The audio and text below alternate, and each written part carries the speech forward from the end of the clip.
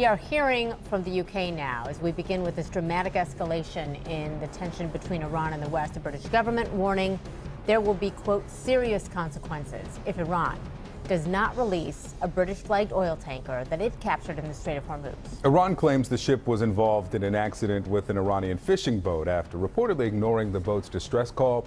Iran's news agency says the tanker is being held in port and the ship's crew will remain on board while Iran investigates. Clarissa Ward joins us now. Clarissa, what are British officials saying?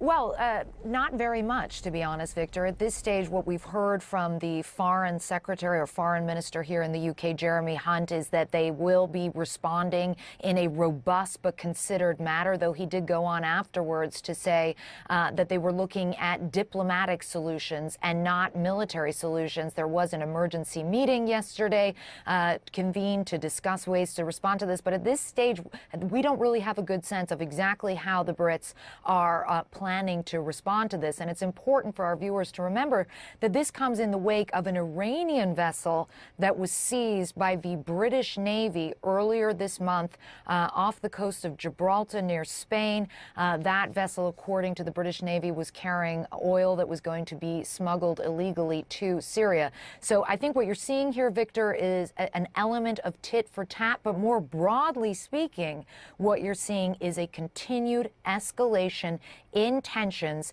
as we see the disintegration of the Iran deal really start to happen in a meaningful way. This, of course, happening after the U.S. pulled out of the Iran deal, after it reimposed sanctions. Europe has been floundering to try to keep the deal intact, but what we are witnessing here clearly is a failure to do that. And the real fear now, Victor, is does this somehow devolve into an all-out military conflict, and how can that be averted? With one shipping publication, a prominent publication, saying this is the highest level security threat they have seen in the shipping arena since the late 80s. So a very significant escalation here, and a lot of people on all sides very concerned about where it might lead, Victor. All right, Clarissa, we want to listen to the UK Foreign Secretary Jeremy Hunt here. This is completely unacceptable. Freedom of navigation must be maintained. We will respond in a way that is considered but robust. And we are absolutely clear that if this situation is not resolved quickly, there will be serious consequences. Clarissa, who is leading this in the UK? Because we know that the leadership there already is a bit in flux. That's putting it mildly, Christy. I mean, this is another part of the conundrum here in the UK, is that really it's a political quagmire. Theresa May has stepped down. We will be finding out who the new British Prime Minister will be at some point this week. It may be, a lot of people are speculating that it will be Boris Johnson. That will come with some difficulties in and of itself, because he has had run-ins with Iran before.